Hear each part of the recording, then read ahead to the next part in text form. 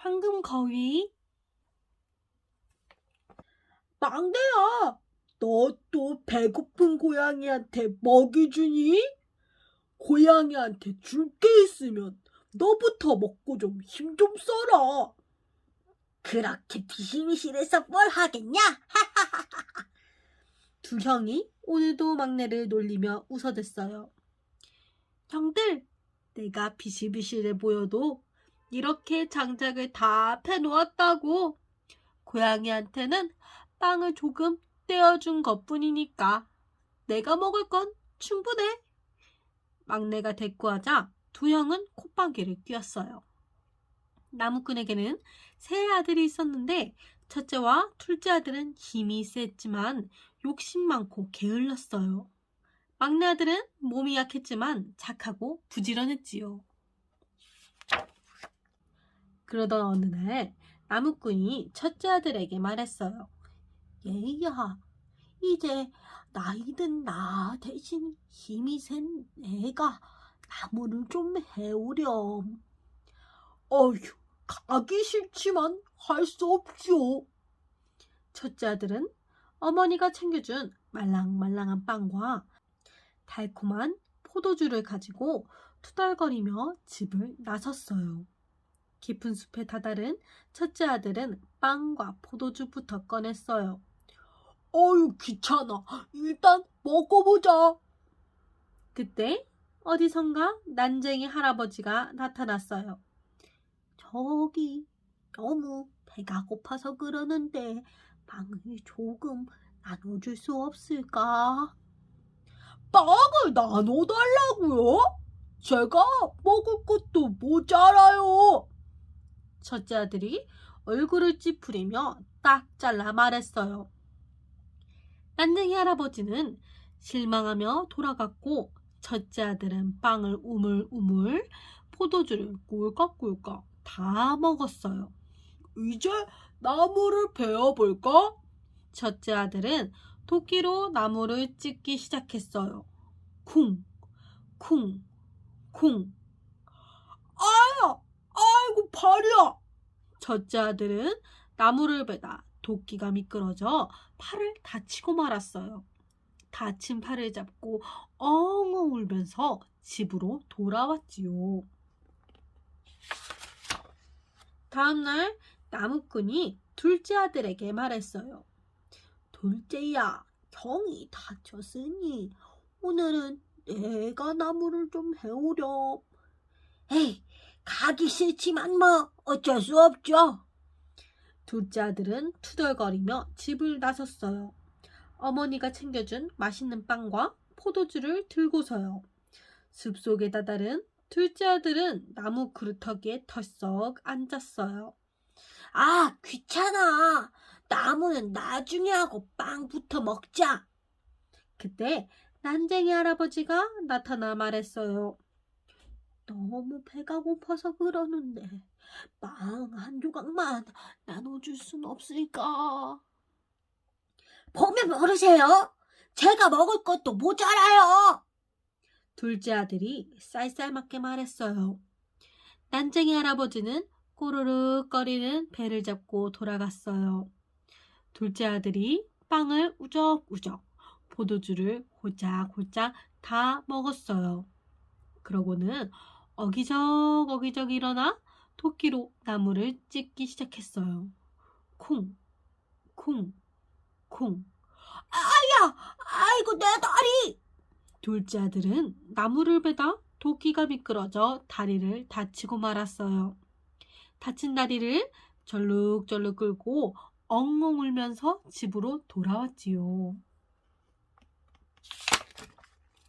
다음날 막내가 나섰어요. 아버지, 오늘은 제가 나무를 해올게요. 힘센 형들도 다 치고 왔는데 허약한 내가 어떻게 나무를 해오겠냐? 나무꾼이 막내를 말렸어요. 장작을 많이 패봐서 도끼질이라면 저도 잘 할 수 있어요. 막내가 힘차게 말하자 나무꾼은 하는 수 없이 허락해 주었어요. 며칠 나무를 못 해와서 먹을 건 이것밖에 없단다. 어머니는 딱딱한 빵과 시큼한 포도주를 싸주었어요. 막내는 숲으로 가서 열심히 나무를 뱄어요. 슬슬 배가 고프네. 좀 먹고 다시 일해야겠다. 막내가 음식을 먹으려고 하는데 난쟁이 할아버지가 나타났어요. 이틀이나 굶어서 배가 너무 고픈데 음식을 조금만 나눠줄 순 없을까? 그럼요. 딱딱한 빵이랑 시큼한 포도주지만 이리 와서 같이 드세요. 막내가 난쟁이 할아버지에게 음식을 건네는 순간 놀라운 일이 벌어졌어요. 딱딱한 빵은 말랑말랑하고 고소한 빵으로 변하고 시큼한 포도주는 더없이 달콤하고 향긋한 포도주로 변했지요. 막내와 난쟁이 할아버지는 음식을 맛있게 나누어 먹었어요. 정말 고맙구나. 내 덕분에 잘 먹었단다. 저도 할아버지와 같이 음식을 먹으니 더 맛있었어요. 넌 마음이 참 착하구나. 나도 보답으로 선물을 하나 주마. 내가 가고 난 뒤 저기 큰 나무를 베어보거라. 난쟁이 할아버지는 그 말을 남기고 사라졌어요. 이 나무를 베라고 하셨지? 쿵쿵. 막내는 땀을 뻘뻘 흘리며 열심히 도끼를 휘둘렀어요. 마침내 커다란 나무가 쓰러지자 밑동에서 눈부신 빛이 뿜어져 나왔어요. 우와, 황금거위잖아. 막내는 깜짝 놀라 눈이 휘둥그레졌어요. 막내는 황금거위를 꼭 끌어안고 집으로 향했어요. 소중한 황금거위를 떨어뜨릴까봐 조심조심 천천히 걷다 보니 어느새 날이 저물었어요. 저기 여관 불빛이 보이네? 하룻밤 자고 가야겠다. 막내는 마을의 작은 여관으로 들어가 방 하나를 빌렸어요. 여관 주인의 세 딸은 막내가 안고 있는 황금거위를 보고 입이 떡 벌어졌어요. 저 황금거위 좀 봐. 반짝반짝 빛이 나네. 그러게 말이야. 저 깃털 하나만 가졌으면 좋겠어.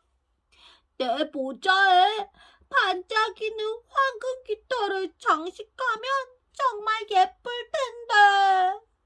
세 딸은 호들갑스럽게 말했어요. 그날 밤 막내의 방문이 삐걱 열렸어요. 여관 주인의 첫째 딸이 막내의 방에 몰래 들어온 거예요. 막내는 굴굴 깊은 잠에 빠져 있었지요. 얼른 깃털 하나만 뽑아야지. 첫째 딸이 황금거위의 깃털을 잡는 순간 절썩! 이상해. 내 손이 안 떨어져. 첫째 딸의 손이 황금거위에 딱 달라붙어 떨어지지 않았어요. 언니, 뭐 하는 거야? 둘째 딸과 셋째 딸이 따라 들어왔어요. 얘들아, 내 손이 지금 황금거위에 철썩 달라붙었어. 나 좀 떼어줘. 언니만 가지려고 욕심부리니까 그렇지. 둘째 딸이 얄밉다는 듯 첫째 딸의 등을 떠미는 순간 절썩! 어떡해. 나도 손이 붙었어. 거짓말 좀 하지 마. 언니들만 가지려고 일부러 그러는 거지? 셋째 딸이 둘째 딸의 몸을 잡아당기다가 절썩! 셋 딸은 황금거위에 붙은 채로 밤을 꼬박 새웠어요. 아침이 되어 잠에 깬 막내는 깜짝 놀랐어요. 아니, 이게 어떻게 된 일이에요? 미안해요. 황금거위 깃털 하나만 뽑으려다가 이렇게 붙어버렸어요. 제발 우리 좀 떼어주세요. 첫째 딸이 울상이 되어 말했어요. 막내는 세 딸을 황금거위에게서 떼내려고 힘껏 잡아당겼어요. 여관 주인도 달려와 도왔지만 소용없었지요. 막내는 하는 수 없이 황금거위를 안고 밖으로 나왔어요. 황금거위 뒤로 세 딸이 줄줄이 붙어서 따라왔어요. 여러분, 왜 사람들은 총을 잘 쫓아다녀요? 어서 놓으십시오. 목사님이 세 딸을 떼어내려다가 그만 절썩! 이게 무슨 일이지? 손이 안 떨어져. 목사님은 손을 떼려고 했지만 도무지 꿈쩍하지 않았어요. 목사님, 어디 가시는 거예요? 교회 종지기가 목사님의 옷을 붙들자 철썩! 이번에도 풀을 바른 것처럼 철썩 붙어서 떨어지지 않았어요. 종지기가 두 농부에게 도움을 청했어요. 제발 나 좀 떼어주세요. 무슨 일인지 모르지만 우리가 도와줄게요. 두 농부가 종지기의 팔을 잡아당기다가 철썩! 떼어내기는커녕 오히려 달라붙어 버렸지요. 막내 뒤에는 세 딸, 세 딸 뒤에는 목사님, 목사님 뒤에는 종지기, 종지기 뒤에는 두 농부까지 모두 줄줄이 붙어서 걸어가고 있었어요. 사람들이 벽보를 보며 수군거렸어요. 공주님이 태어나서 지금까지 한 번도 웃은 적이 없대요.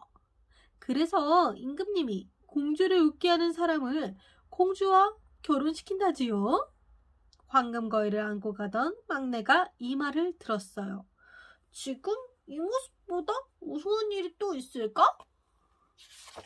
막내는 황금거위에 줄줄이 붙은 사람들을 이끌고 성으로 향했어요. 아이 참, 천천히 좀 가요. 왜 자꾸 발을 밟으시는 거예요? 밀지 말라니까요. 줄줄이 붙은 사람들은 옥신각신 시끄럽게 떠들었어요. 멈춰라! 여기가 감히 어디라고 들어오느냐? 성문을 지키는 병사들이 막내를 잡으려고 달려들었어요. 그러자 황금거위에 붙은 사람들이 뒤둥뒤둥 물러서다가 우당탕 모두 벌러덩 넘어지고 말았지요. 마침 창밖에 나와 있던 공주가 이 모습을 보았어요. 저 사람들 좀 봐. 공주는 배를 잡고 큰 소리로 웃기 시작했어요. 웃어라. 공주의 웃음소리가 울려 퍼지자 신기하게도 황금거위에 붙어있던 사람들이 모두 떨어졌어요. 공주는 막내를 성으로 불렀어요. 공주님, 저는 나무꾼의 막내 아들이라 막내라고 불립니다. 공주님을 웃게 해드릴 수 있어서 정말 기쁩니다. 공주는 솔직하고 겸손한 막내가 마음에 들었어요. 막내와 공주는 함께 왕을 찾아갔어요.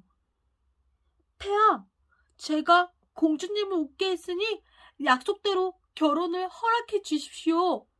하지만 왕은 가난한 나무꾼의 아들인 막내가 마음에 들지 않았어요.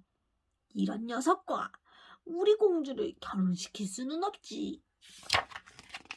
왕은 한 가지 꾀를 내서 막내를 창고로 데려갔어요.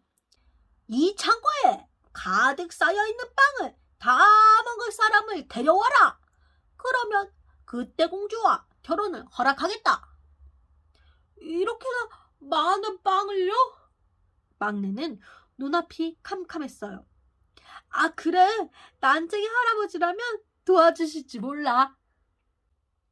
숲으로 달려간 막내는 그곳에서 빼빼 마른 남자를 만났어요. 아무리 먹어도 배에서 꼬르륵 소리가 멈추지 않아. 아저씨, 제가 빵을 실컷 드시게 해드릴게요. 막내는 빼빼 마른 남자를 성으로 데리고 갔어요. 우와, 내가 이 빵을 다 먹어도 된단 말이지? 빼빼 마른 남자가 창고에 가득 쌓인 빵을 보고 외쳤어요. 그럼요. 드실 수 있을 만큼 많이 드세요. 그렇다면 전부 다 먹어야지. 빼빼 마른 남자는 순식간에 그 많던 빵을 모조리 먹어치웠어요. 폐하, 이제 공주님과의 결혼을 허락해 주십시오. 하지만 왕은 여전히 막내가 못마땅했어요. 흠, 이 창고에 가득 찬 포도주를 다 마실 사람을 데려와라. 그러면 그때 결혼을 허락하겠다. 이렇게나 많은 포도주를요? 막내는 또 눈앞이 캄캄했어요. 막내는 다시 난쟁이 할아버지를 만났던 숲으로 가보았어요. 그런데 그곳에 덩치 큰 남자가 앉아 있었지요. 아, 목말라. 포도주를 실컷 마시면 얼마나 좋을까? 아저씨, 제가 포도주를 마음껏 마시게 해드릴게요. 막내는 덩치 큰 남자를 성으로 데려갔어요. 야! 내가 바라던 게 바로 이거야! 덩치 큰 남자가 포도주 통을 들고 벌컥벌컥 마시자 순식간에 그 많던 포도주 통이 텅텅 비었어요. 폐하, 이제 공주님과 결혼하게 해주십시오. 하지만 왕은 또다시 억지를 부렸어요. 땅에서도 가고 물에서도 갈 수 있는 배를 가져오너라. 그러면 그때 결혼을 허락하겠다. 에휴, 그런 배를 어떻게 구한다. 막내는 고개를 절레절레 흔들며 한숨을 쉬었어요. 막내는 다시 숲으로 터덜터덜 걸어갔어요. 착한 막내야. 잘 지냈니? 숲속에서 난쟁이 할아버지가 서 있었어요. 그때는 정말 고마웠단다. 내가 음식을 나누어준 덕분에 기운을 차렸어. 너에게 은혜를 갚아야 하니 내가 멋진 배를 선물하마. 성에서 내려다 보이는 바닷가에 배가 한 척 있을 거야. 할아버지, 정말 고맙습니다. 막내는 난쟁이 할아버지에게 몇 번이나 인사했어요. 폐하! 저기 보십시오! 배가 땅에서 달리고 있사옵니다! 신하의 말에 왕은 성문 쪽으로 바라보았어요. 막내가 멋진 배를 타고 땅 위를 쌩쌩 달려오고 있었지요. 놀랐군! 정말 땅에서도 가고 물에서도 갈 수 있는 배로구나! 결국 왕은 막내와 공주의 결혼을 허락했어요. 얼마 뒤 막내와 공주의 행복한 결혼식이 열렸지요. 황금거위는 어떻게 되었냐고요? 막내는 황금거위를 잘 돌보아 주었고 황금거위는 날마다 황금알을 하나씩 낳았답니다.